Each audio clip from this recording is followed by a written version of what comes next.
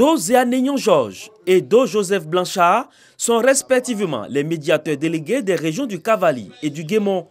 Jusqu'à ce jour, les missions du médiateur de la République pour le Cavali et le Guémont étaient assurées par le médiateur délégué du Tonkpi.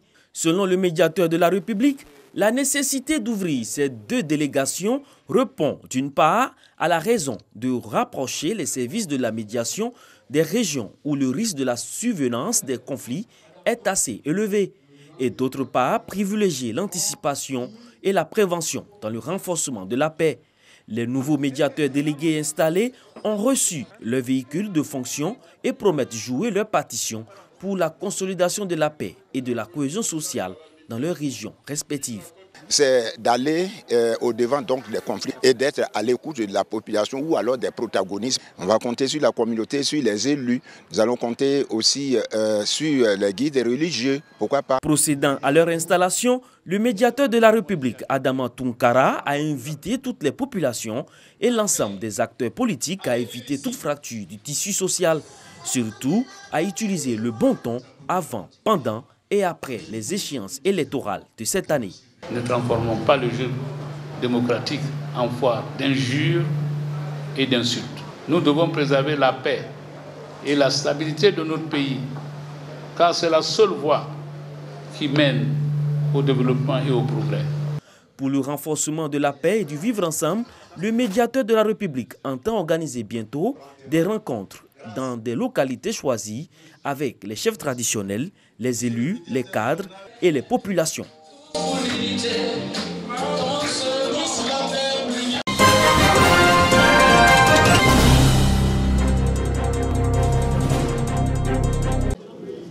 Se mettre ensemble en vue de contribuer à l'essor de leur corporation. C'est désormais chose faite pour les agents techniques du ministère des Mines qui ont choisi Yamoussoukro, au pied de la basilique, pour mettre sur pied l'association des agents techniques des mines, 2ATM. Le tout premier président dévoile les intentions de l'association. On veut fédérer nos forces, nos intelligences à ce que le ministre des Mines, monsieur le ministre des Mines et de la Géologie a commencé dans le sens de dynamiser le secteur des mines et d'en faire le deuxième pilier de l'économie ivoirienne.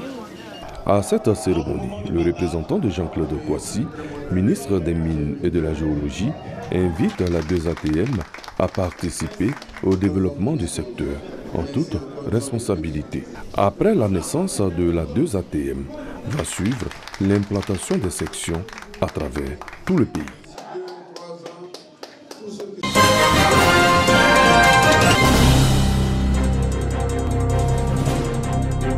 Bonne nouvelle pour les populations du département de Botro. L'annonce vient d'être faite par le conseiller technique du ministère de l'équipement et de l'entretien routier au cours d'une rencontre avec les populations à la mairie de Botro.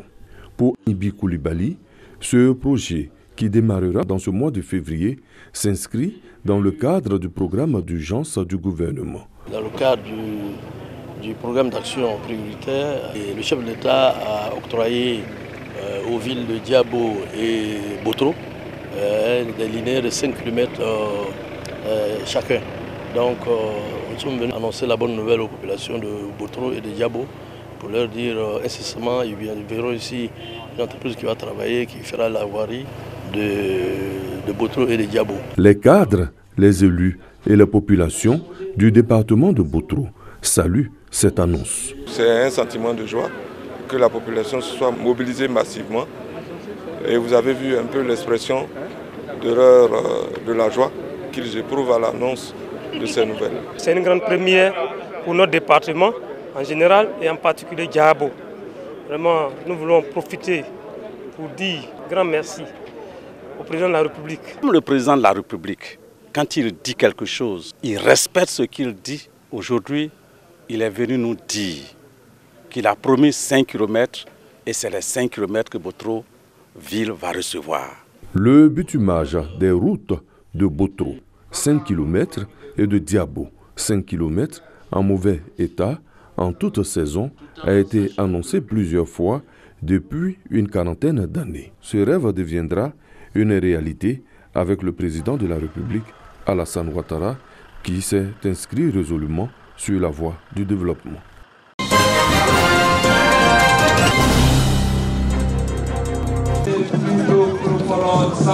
San Pedro, capitale du peuple sénoufo, le temps d'un week-end.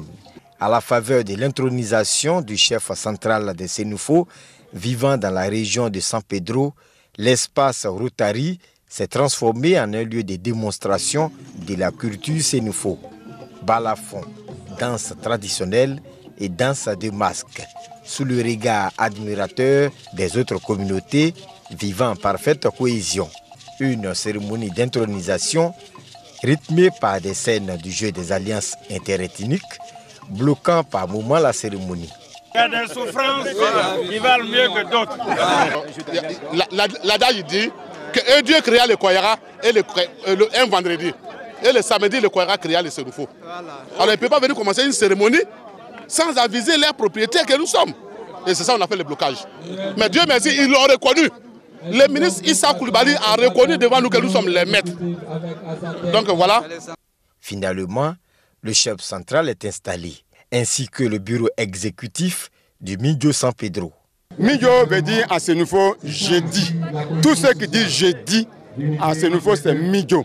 Nous sommes un et indivisibles. Nos aînés ont pris leur bâton de pèlerin pour que les filles et les fils se retrouvent, se mettent ensemble pour pouvoir évoluer dans la solidarité et dans la fraternité. Le ministre Issa Coulibaly, représentant le Premier ministre, parrain de la cérémonie, a prodigué des conseils au nouveau chef. Oui, nous entendons parfois autour de nous que le chef ne fait pas de politique, sans doute. Oui, cela s'entend. Mais de quelle politique s'agit-il? Il s'agit de la politique politicienne. Oui, le chef ne doit pas s'adonner à l'animation de chapelles politiques. Il ne doit pas être un diviseur. Mais le chef, le vrai chef, conscient des intérêts de son pays, lorsque dans la tourmente, les sirènes crient à l'apocalypse, le chef doit tenir le cap et être un roc de sérénité pour indiquer la voie à suivre. De la même façon que vous comptez sur le Premier ministre, c'est de cette même façon que le Premier ministre compte sur vous. Le Midjo San Pedro entend créer des activités génératrices de revenus pour la jeunesse et les femmes, afin de lutter contre la pauvreté.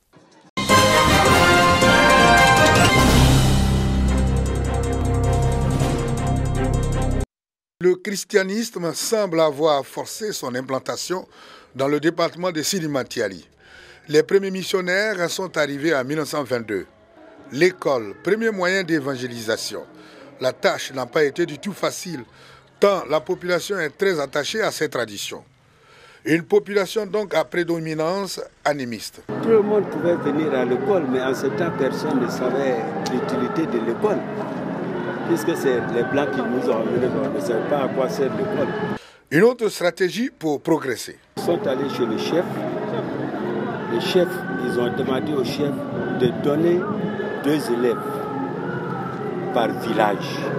Les gros villages, 2 élèves, les petits villages, 1 élève. D'autres avaient donné les filles, d'autres ont donné les garçons. Arrivés ici, ils ont séparé les filles, on a donné les filles aux sœurs. Les sœurs étaient là, les religieuses. Les Européens, elles étaient déjà là. Les sœurs là s'occupaient des filles et les garçons étaient à l'école. Pour promouvoir l'évangélisation, un autre procédé. Le mariage entre pensionnaires de l'école missionnaire. Et quand ils ont mis les enfants là sont restés à l'école, quand ils arrivaient au CM1, on l'enlevait puisqu'il n'y avait pas de maître pour aller enseigner le CP1, le CP1. Et donc? Alors, quand ils ont fait comme ça, ils ont fait ça jusqu'à maintenant, les jeunes filles qu'ils avaient laissées avec les sœurs là-bas, quand elles sont devenues vraiment des jeunes filles, ils les ont fait marier avec les jeunes qu'ils avaient envoyés des villages de Simakali. Ils ont dit, bon, toi tu vas avec l'autre, toi tu vas avec l'autre. Moi qui vous parle, nous sommes de cette descendance. La présence des premiers prêtres catholiques, avec toute leur culture importée, a permis dans la localité l'abandon de certaines pratiques au profit de certaines valeurs françaises. Cela explique également les prénoms portés par nombreux cadres sénoufos. Dans le département de Sidi Matiali, on estime à 30% la population chrétienne, contre 15% de celle de l'islam. Le reste de la population est animiste. Malgré la diversité des religions, la cohabitation est au beau fixe. Chrétiens, musulmans et animistes vivent en parfaite harmonie.